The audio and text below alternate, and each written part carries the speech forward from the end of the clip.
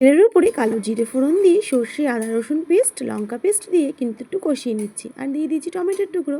কী বানাচ্ছি চলো recipe share করে দিই। তো ভোলা মাছ তো এখানে ভাজা রয়েছে, তো বুঝেই গেছো কী রান্না করছি, ভোলা মাছের সর্ষে ঝাল। তো মশলাটা দেখো কষানো হতেই দিয়ে দিলাম কিন্তু জল পরিমাণ মতন। এবার ঝোলটা ফোটার অপেক্ষা। ভোলা মাছের ঝাল খেতে কিন্তু আমার দারুণ লাগে, লিটারেলি বলছি খুবই ভালো লাগে। তো তোমাদের কার কার ভালো লাগে একটুখানি কমেন্ট বক্সে কিন্তু জানিও। তো দেখো তোমাদের সাথে গল্প করতে করতে ঝোলটা কিন্তু ফুটে গেল।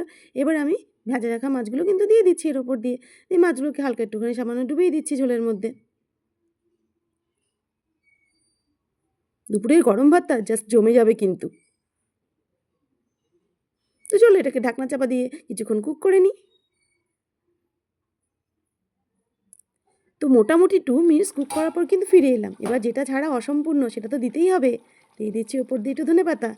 ধনেপাতা দিলে কিন্তু খুবই ভালো লাগে, আর যেহেতু এটা উইন্টার সিজন ধনেপাতা তো অ্যাভেলেবেল থাকে, সব রান্নাতেই কিন্তু ধনেপাতা ইউজ করলে ভালোই লাগে। তো চলো রান্নাটা কিন্তু পারফেক্টলি রেডি হয়ে গেল। গরম ভাতে কিন্তু দারুণ লাগবে। কেমন লাগলো রেসিপিটা তোমাদের সম্পূর্ণ আমাকে কিন্তু কমেন্ট বক্সে অবশ্যই জানাতে ভুলো না বন্ধুরা। আর চটপট এই রেসিপিটা কিন্তু ট্রাই করো তোমরা।